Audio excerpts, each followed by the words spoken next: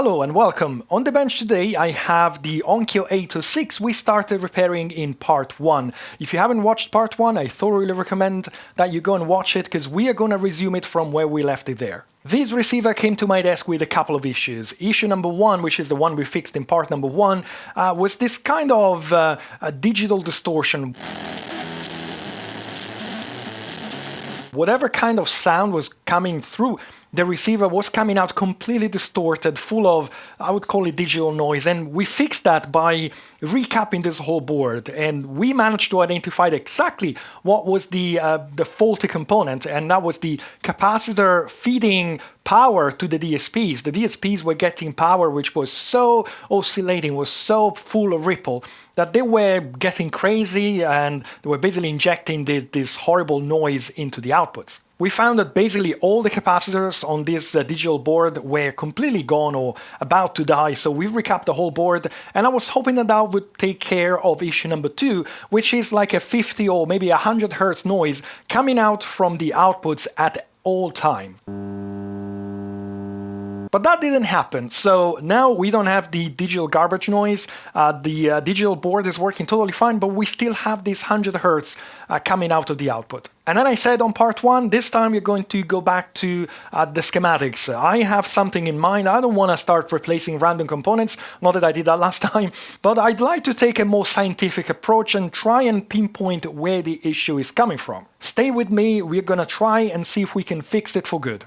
Now we have 100 Hz coming out from the speakers, and that is 100% coming from mains. I'm in the UK, we have 240 volts, 50 Hz, and if the voltage is not properly rectified and filtered, well, that 50 Hz will find its way through the output stages of the amplifier, and then the result, you have a buzzing noise about 100 Hz out of the speakers. So the first step would be to look at the schematics and find out how many power rails are being generated and check them one by one and see if by any chance there is one which is not being filtered properly. And we're going to start from the mains cord. And mains cord you have here, AC cord, we got 240 volts coming here, and what we have on Onkyos is a small linear transformer for standby voltage. So 240 volts goes into this little transformer.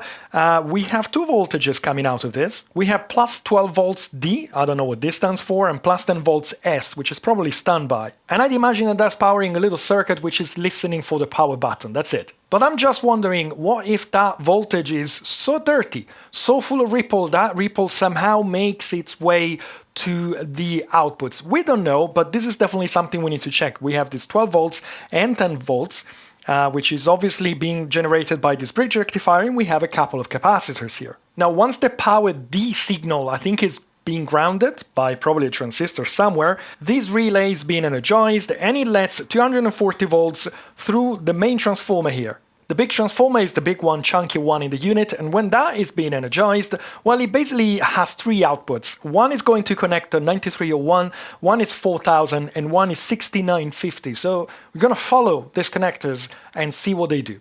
9301 goes to the power supply PC board. I believe it's the board under the digital one, which has quite a lot of power generation. So that's definitely the one I'm looking at. Now we can ignore this blue part, it says no use, I don't know why it's in here, but basically we have AC coming in from the power transformer, we have a bridge rectifier here, we have a capacitor, and then we have a regulator. So it's a transistor acting as a regulator and is outputting 3.3 volts for the MPU, for the main processing unit. So we definitely want to make sure that this 3.3 volts is good, but also that the voltage getting into the transistor is not too bad. It's not going to be perfect, but it's not supposed to be too full of ripple. P4000 is the other output, which is coming to the video PC board. I don't really know which one that is. It's going through a rectifier. This is AC, so it needs rectification, and then it's going through a 10,000 microfarad capacitor, and it's generating 12 volts, and which is being regulated again to 7.9, 5.6. But honestly, I'd like to have a look at that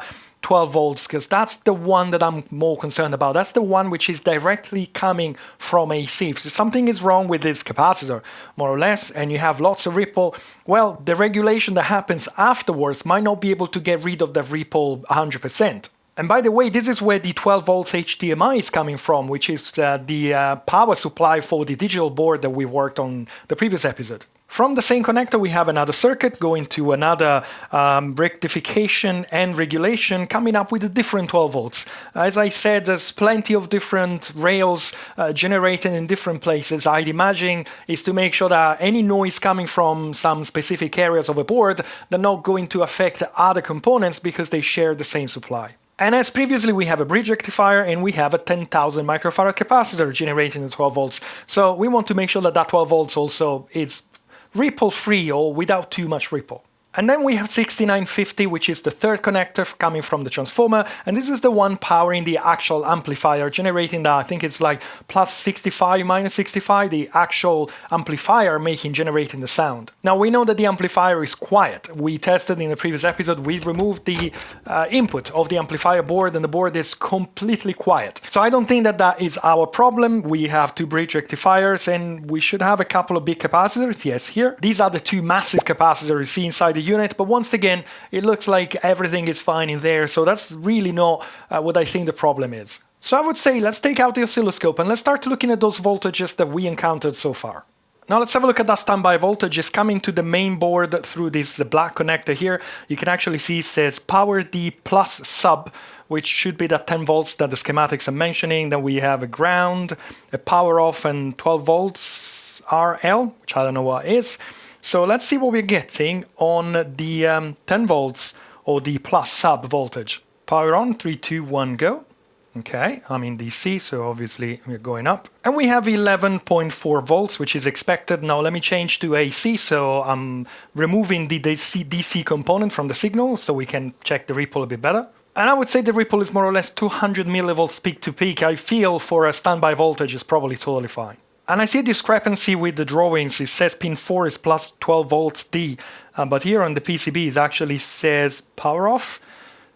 Interesting. Well, this is pin number 4 where this 12 volts D should be, and I have 11, so I'm assuming the PCB is wrong, I don't know.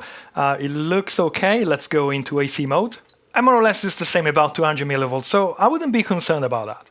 Now next would be 4000, and 4000, as we said, is generating this 12 volts, which eventually goes on the digital board. So we can check the 12 volts HDMI that is powering the digital board. For that 12 volts to be up and running, I need the receiver to be fully turned on. So let's turn it on.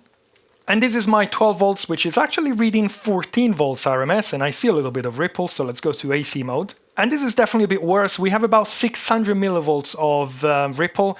Now, this is being rectified and filtered by a single 10,000 microfarad capacitor. It depends on the load, to be honest, but I feel that 500 millivolts of ripple probably is going to be acceptable. So let's bear in mind that the 12 volts HDMI, which is the 12 volts coming out from the rectification and filtering out the 4000 connector, has about 600 millivolts of ripple.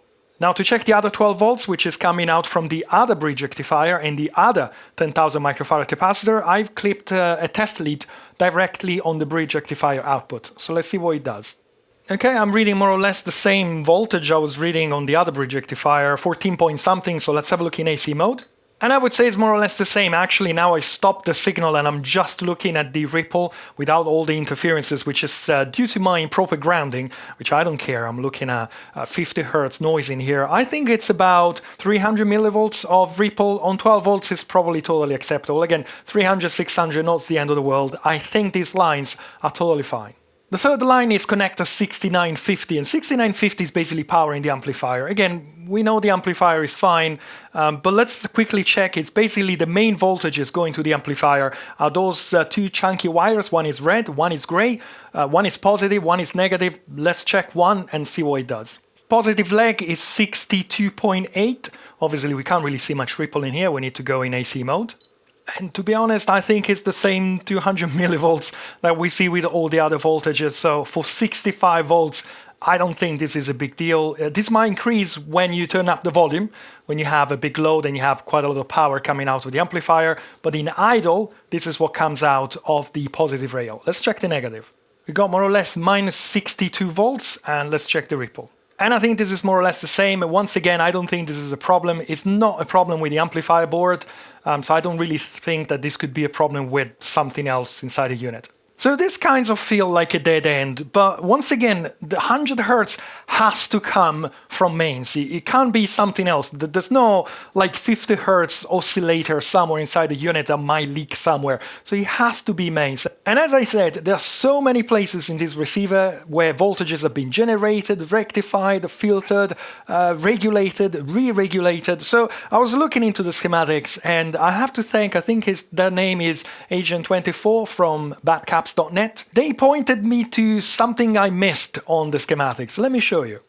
Now, as I said, P6950 is going to the main amplifier. We've got a couple of rectifiers, big chunky capacitors, and we basically tested the output of these rectifiers through the capacitors, and it's totally fine. However, from the same connector, we have something called S1L plus and S1L minus, which is going back to another board through a different connector.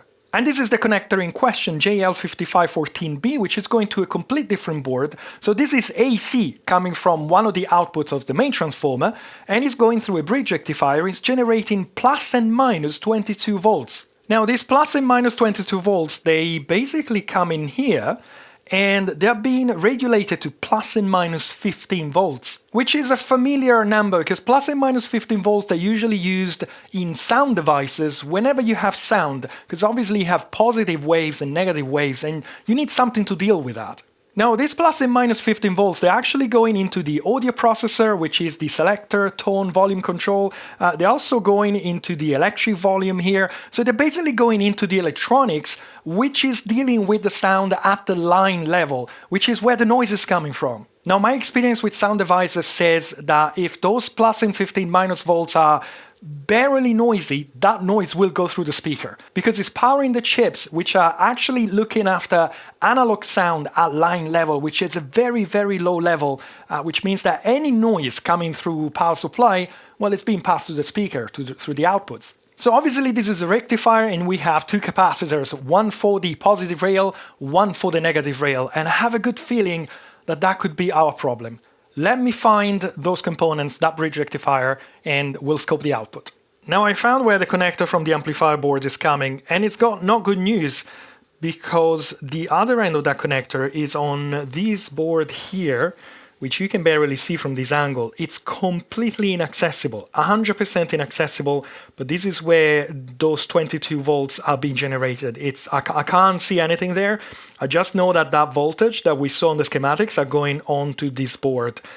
And yeah, that is not great. I know for experience that to access that board, I will have to remove the back panel, which is not a big deal. Lots of screws, but it's not a big deal. The problem is the moment you remove the back panel, these boards will not be able to stay in place because the back plane is actually where they're being screwed on. So if I remove the back panel, well, those boards will basically collapse one on each other. Right, let me see. Obviously, I need to access that anyways. Let me see what I can do. Now, before I dismantle the whole sound processor, I might have found a little workaround. This is the backplane where all the boards are being connected to, and I think there is a CPU behind here. This is where the HDMI is connected. This is where the second board is connected. And that is the board that we're looking at that has the 22 volts plus and minus 22 and the 15 plus and minus 15 volts. And here I found a couple of pins which are labeled plus 15 volts and minus 15 volts A. And 15 volts VA, I think is the voltage audio somehow, but that's usually how the voltage dealing with audio is being identified. So I'm confident, I can check on the schematics, but I'm confident that this is the plus and minus 15 volts I'm looking for. Aha, this is my plus 15 volts. We found the problem. Look at that. We have a little bit of 15 volts, but clearly the supply of that 15 volts going into the regulator is going below 15 volts, and regulators cannot make up for missing voltage. They can only reduce it, they cannot increase it to the voltage required. We have 2.68 volts ripple, and this is clearly an issue with the 22 volts on every generation. Let's have a look at the minus 15 volts. And look at that, minus 15 volt is actually fine. There's literally no ripple out of minus 15 volts, so our problem is only on the positive leg. So considering that my plus 15 volts is being regulated from my plus 22 volts, well, that means that plus 22 volts has plenty of ripple, which means that capacitor 5662 needs to be replaced.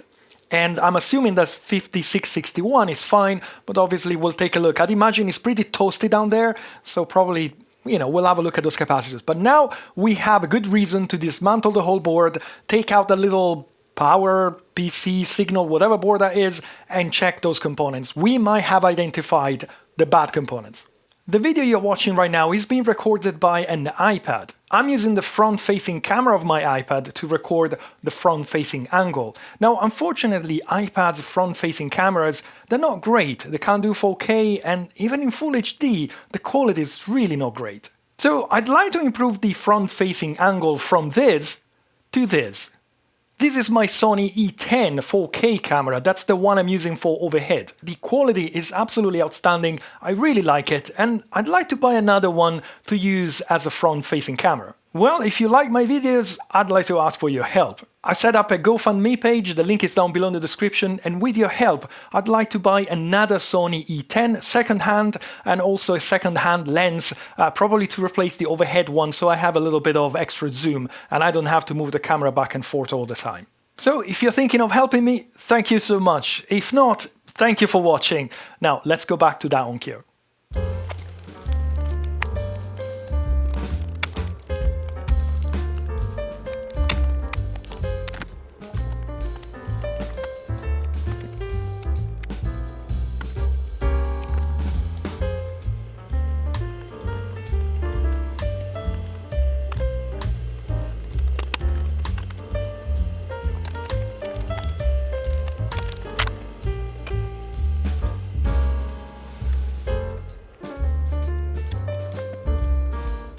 Right, we are in. Let me thank Onkyo for making working on Onkyo receivers so easy. It's amazing. You can access everything, all the boards, you can work on everything. And it's up to you to understand whether I'm being sarcastic or not. Anyways, I got the board out. I think I see the problem, by the way. Let me make a little bit of space in here because I'd like to take an extensive look at this board, test these capacitors, and see what we can do about it. Alright, so I'm looking for C5662 and C5661, but this 5662 is the one I'm looking at. So this is the connector where the AC is coming, so I'm assuming one of these two capacitors, and without wasting too much time, one of them is bulged, so I know which one is bad. You might be able to see this from this view. The big one has a little bulge on top. But let me scrape the white stuff here on the PCB and we'll find out exactly which is which. And as expected, the smaller capacitor is 5661, so that's my negative voltage, and the 5662 is this one, which is damaged, clearly damaged. So let's remove those two capacitors. I'm going to replace them both. Now, while my soldering iron, my desoldering gun is warming up, I'd like to show you something, and this is something I've noticed with Onkyo multiple occasions. I made a little short on this subject. Now, I appreciate there must be some technical reasons, like you might want those capacitors as close as possible as the bridge rectifier for noise reasons or whatever. But the thing is, the bridge rectifier on this board is at the back of the board. Now, as you might be able to see, the board is mildly discolored here, which means that this bridge rectifier is probably getting toasty when it's running. Now, if you install capacitors just on top of the bridge rectifier, well, it's not going to help, number one. Number two, if you install 85 degrees capacitors, well, those are going to last 4 times less than 105 degrees rated capacitors. The life of a capacitor is directly linked to the maximum rated temperature. Every 10 degrees a capacitor runs cooler, its life expectancy will double. So if Onkyo has used 105 degrees capacitor on this board with exactly the same specification and exactly the same life expectation, well, those capacitors would have lasted 4 times. And if those capacitors had been installed a bit further away from the bridge rectifier, who knows, these capacitors might have lasted for many more decades. But this is not the only one. These are the linear regulator for plus and minus 15 volts. So we got 22 volts coming from where we're working right now, and then it comes in here, you have linear voltage regulators doing the plus and minus 15 volts. These are linear voltage regulators. They generate heat. There's a big heatsink on them. And what does Onkyo do? Well, they install 4 capacitors just literally a few millimeters from the heatsink. Why? And then we have this area here, which is also discolored, so it's showing that there's some heat being generated. And I believe that the heat is coming from these two small transistors. And once again, what does Onkyo do? Well, they install lots and lots of capacitors around those transistors. I think that would have been a much better way of designing this thing. That being said, I'm not an electronic engineer, so I leave all the speculations to you, but let's now remove those two capacitors and see what they read.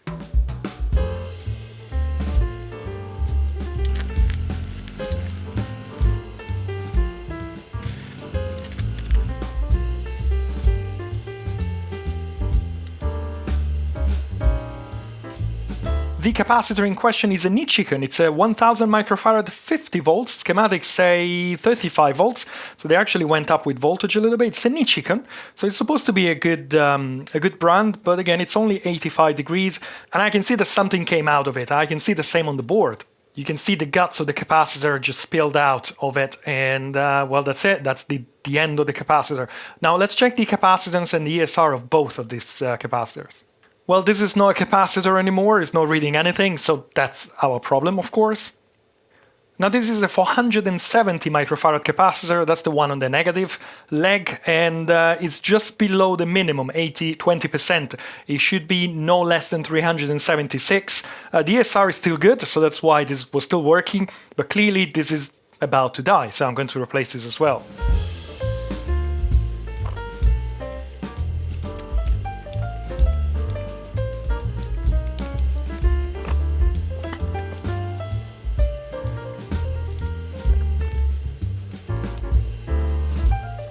Let's remove this 4 and see how they're doing.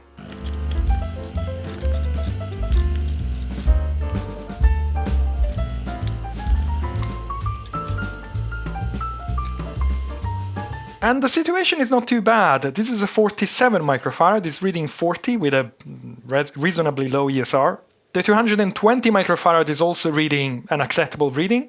Now the 10 microfarads are supposed to be minimum 8 microfarad, so this is 7.8. Clearly this is a bit tired.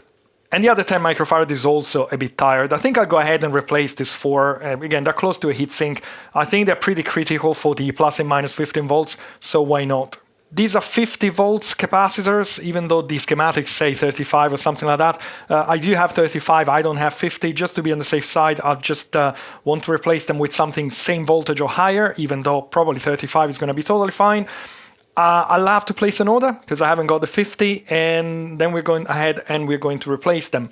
Now, as I said, I don't think I'm going to double check the whole board. I might give it a go. I might poke around a little bit to see if I see anything obviously wrong, but I have a feeling that if I start looking one by one, probably I would end up spending quite a lot of time on this board and all the other boards on a receiver, which is probably not worth all this amount of time. But for now, I would say let's restore the basic functionality and we'll move from there. I've got the replacement capacitors, and I've decided to also replace these two capacitors here, C5674 and C5675. These are basically just after the 7 volts regulators, and I guess it's a good idea also because I've discovered where those regulators are. They happen to be these two transistors here where the area is discolored because of heat. Obviously, they act as regulators, they generate heat, and obviously Onkyo put lots and lots of capacitors around them. And the ones I'd like to replace that I just showed you are these two capacitors here. Now, I'll have to stop at some point because I start replacing all the capacitors which are on discolorated areas and everything. Probably I will never end. So I'll replace these two, I'll replace the ones close to the heatsink, and obviously I'm going to replace the two which, well, at least the one that failed originally plus the other which was adjacent to it. Let's do it. The capacitors I sourced are Panasonic FR series, which in my opinion is the best that you can get, besides the 1000 microfarad, which is an NHG, which is kind of an average model from Panasonic, but they're all rated 105 degrees, so they should last a bit more.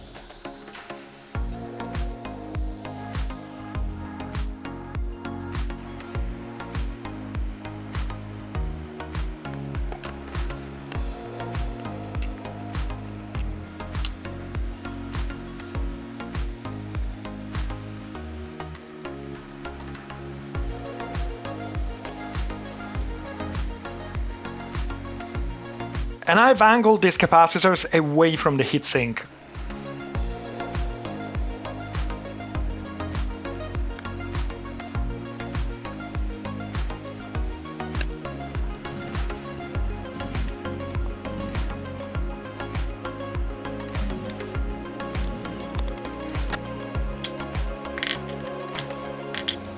These are 470 microfarad, they read 325, and the minimum should be 376, minus 20%. So these are out of spec, and they read 600 milliamps of ESR. The other one is reading more or less the same. And this is a brand new Panasonic FR as a reference, 416 microfarad and 75 milliamps of ESR.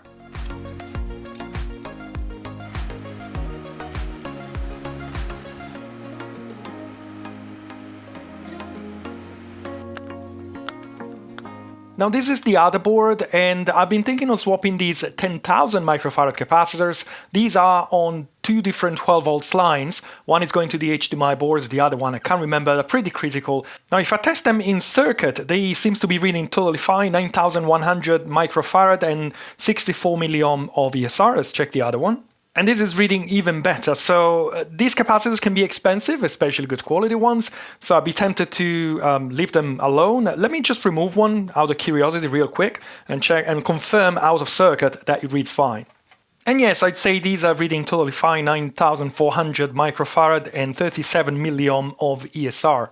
So I'm not going to replace these two. Let me put this back. And I guess then we are ready to reassemble the sound processor and test it.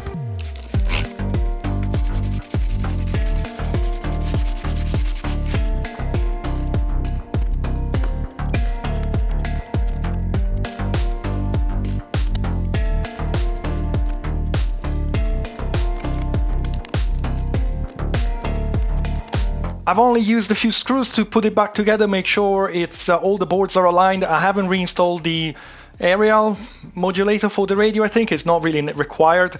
And also it's touching that capacitor for the time being. I think it doesn't really change anything. It's time to power this thing up. Have we resolved our problem? My usual confidence when I repair something. Let's give mains to the unit. 3, 2, 1, go. And let's turn it on. 3, 2, 1, go.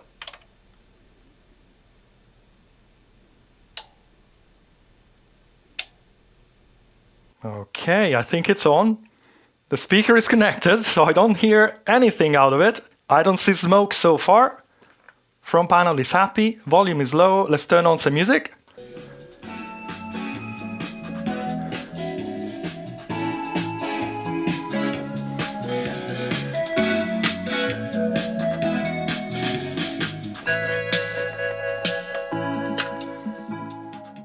And it seems to be working totally fine. The buzzing noise is gone. Well, and the amplifier seems to be working. One thing I'm noticing is that there are two fans in here. One is here at the front for the main heatsink, and the other one is very small here, and it's basically moving air here. And it's been going on and off a bit randomly. It's also a bit noisy when it starts. So I don't know, I'm not really pushing this a lot, though I'm not entirely sure of the impedance of my speaker. It's a test speaker. I guess I'll test it with some dummy loads. I'll push it to the limits, make sure that this is doing what it's supposed to be doing, but most importantly, this is working totally fine. There is no buzzing noise anymore coming from the speaker. Great. Now let's take a look at the plus and minus 15 volts lines. Minus 15 volts reads perfectly fine. Let's see the ripple. And it looks totally fine. I can't really remember whether it was like that or not. Now let's check the plus 15 volts. We got 14.68 volts. Let's check the ripple. And it's totally fine. It's so much better than it was before. So clearly that was our problem. Really happy with the outcome so far. Now let me just quickly swap the capacitor on the HDMI board, which is clashing with the RF modulator here. And I found this little one. It's a Panasonic FK, so excellent quality, and it's a little shorter, so it will work perfectly. This should do. Let's see if it fits.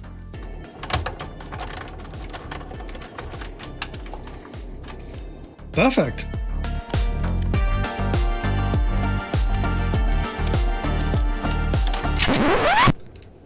What?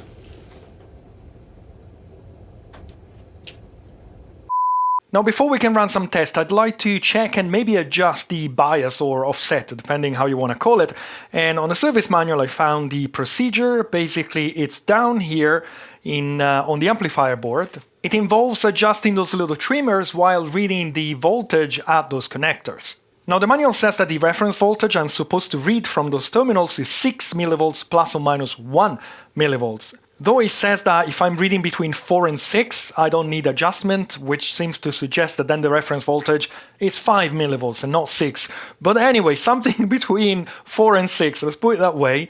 And unfortunately, the manual also says that we need 100 ohm resistors in between the multimeter and the terminals. I don't really understand why. So I can't just put my probes on the terminals. I guess I would read a different voltage. I don't understand why I need 100 ohm resistors, but that's what the manual says. Unfortunately, the sockets on the motherboard are a weird size. Now I have a box full of terminals and molecs and pins. I have my own crimping tool, so I thought it's not going to be a big deal, but no. I only have these when it comes to 2 wires, but these are too big. They don't fit. I think we need the 2-wire version of this one, which I don't have.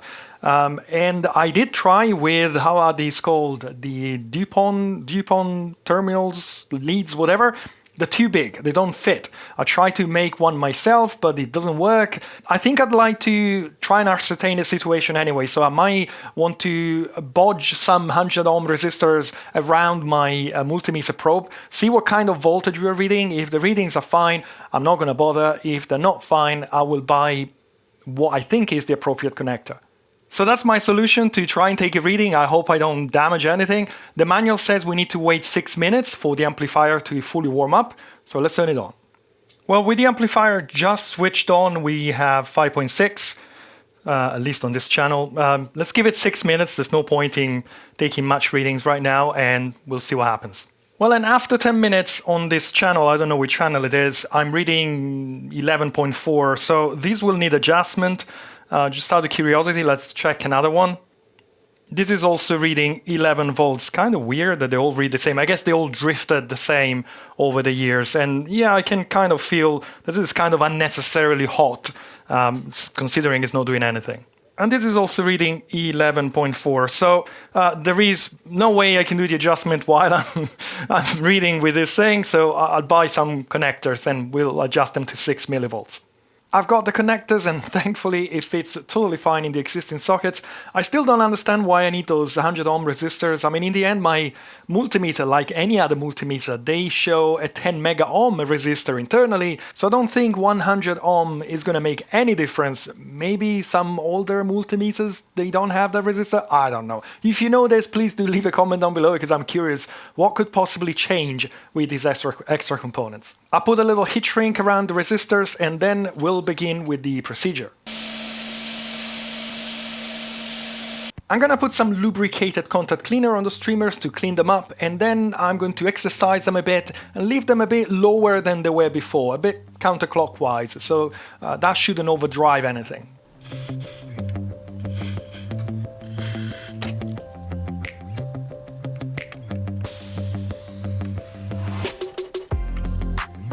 Power up, 3, 2, 1, go. So I'm going to set them up at 3 millivolts as the manual says when the unit is cold. That should result in about 6 millivolts when the unit is hot. There you go. You can ignore the polarity, of course. I just wire the thing the other way around. It's totally fine.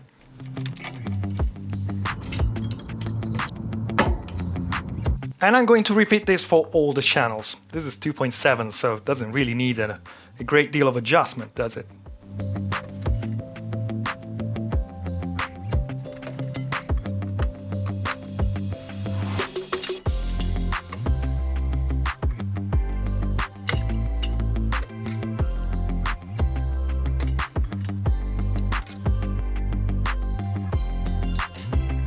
Now it's just a matter of waiting 10 minutes and set everything to 6 millivolts more or less. 10 minutes have passed, 5.4, so the manual was actually correct. The manual says not to touch that, but I'll give it a little tweak and see if I can get it to 6.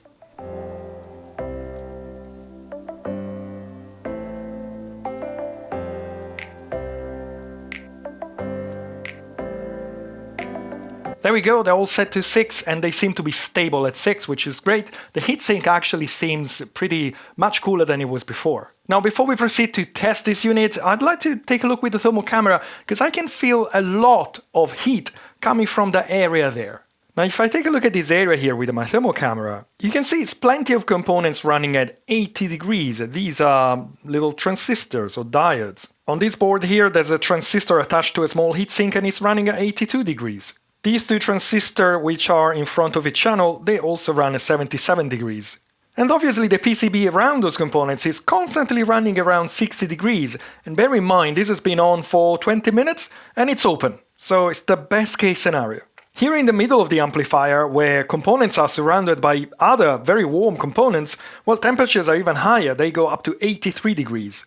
And the same happened on the vertical board, everything is running pretty toasty. Now I don't know how much you can see, but the whole PCB here at the bottom is brownish, it's discolored, because obviously this is running about 70, 80 degrees probably all its life, and this is idle, it's not doing anything. So once again with Onkyo, we have this horrible thermal management of the unit. Now I understand a fan are not appreciated in the hi-fi world, but I honestly feel that a big fan, low RPMs, low noise, it would change the situation completely. Hot air is floating up naturally, so something that would help the natural process would change the situation dramatically. But who am I to question Onkyo engineers? What do you think about this? Do you think this could have been engineered better? Leave a comment down below, I'm looking forward to reading your opinions. Now I think this is actually done. What I'd like to do next is a power test. Now the manual says that this unit can deliver 180 watts on a single channel at 6 ohms. That is a lot of power, so I got this little dummy load which is made of a number of 100 watts 16 ohm resistors for a total of 5.3 ohm as an output, and I think it can do 1200 watts as a total power. So I'm going to feed a 1 kHz tone with my signal generator and we're going to see when the signal is going to clip on the oscilloscope, and then we'll do some calculation and we'll see how much power that is.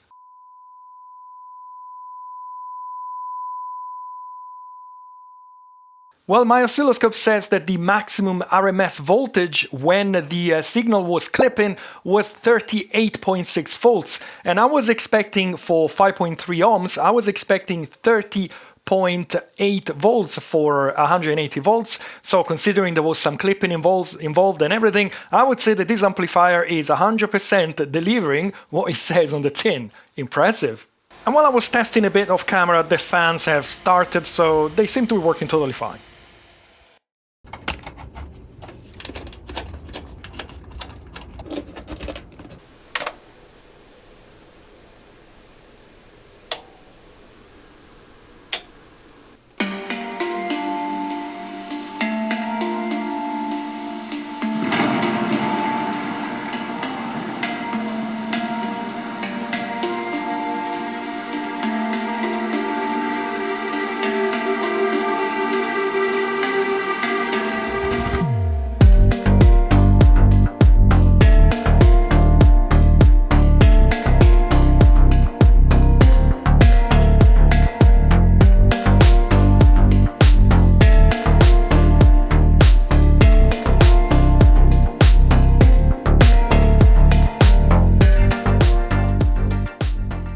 I am super happy with this repair. I feel it was simple but also very interesting because we didn't just swap components randomly, but we went through the schematics, we went through the PCBs, and we found exactly what the problem was, and then we ended up replacing a bunch of other components, don't get me wrong, but we identified the bad components on the first try. I'm really super happy with this. Now this receiver will go back to its owner as soon as possible, but before doing that, I'll fully test it using my multi-channel dummy load. This is a number of 8 ohm resistors, and with these I can wire all the outputs simultaneously and run some 7.1 content through the HDMI input and make sure that this is running for, I don't know, 24 hours, just to make sure that all the channels are being run at a reasonable volume. It's like basically having it running in a home theater at a reasonable volume for 24 hours, but without the noise. And once I'm happy, I will take it back to its owner. I'm sure they'll be happy to have this beast back to their home theater. So I really hope you enjoyed the video, and if you did, as usual, I'd appreciate a thumb up down below, and also consider subscribing to this channel and my second channel